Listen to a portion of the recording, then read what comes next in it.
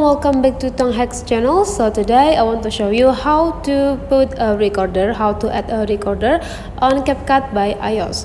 So here I already have my project and my video, and I already have my recorder that I want to put on my video on my CapCut.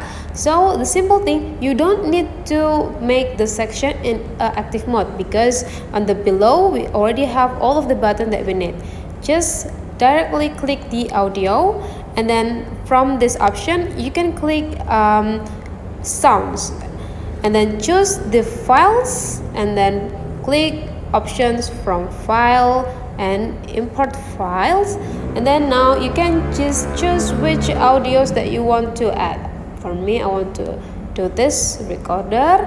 Click open, and now just click plus button, and now the recorder is already on your project. You can adjusting how long or the length of the recorder compared to your video. So let's have a test first. Sweeping the floor is good active.